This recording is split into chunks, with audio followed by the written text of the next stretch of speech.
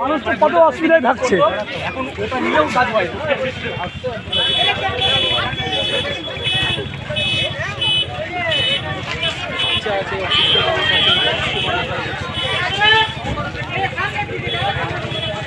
সমস্যা দিত, আমরা যার জন্য বিদ্যুৎ দপ্তরে আমাদের মঙ্গলবাড়িতে জানানো হয়েছিল, তো বলেছিল ঠিক আছে আমরা দেখবো, তারপরে কোনো রকম শোয়া হয়নি। তো রিসেন্টলি আমাদের এই ট্রান্সফরমারটা বসানো হয়েছে, তো এখন পর্যন্ত এটা চার্জ করছে না। আমরা অতি শীঘ্রই আমরা চাই যেন এটা চার্জ করে, কারণ আমরা না। আজকে কি সমস্যা হয়েছে?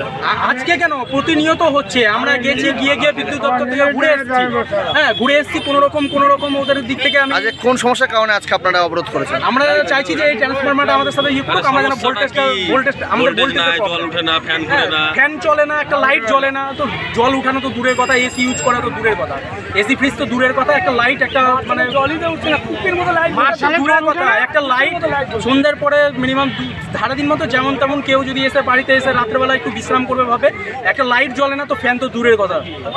আমরা চাই অতি শীঘ্রই যেন আমরা ভোল্টেজের এই জিনিসটা পেয়ে যাই। আজ তো আজ, কাল তো কাল। কি নাম আপনার? কি নাম? আমার অমিত মল্লিক। আমাদের বাড়িতে বাচ্চা কাচ্চা সবারই কষ্ট হচ্ছে, ওই জন্য আমরা এখানে সব পড়াশোনা হচ্ছে না, ওই জন্য আমরা এখানে দাঁড়িয়েছি। লাইন আছে, ভোল্টেজ নাই, লাইন আছে, ভোল্টেজ নাই।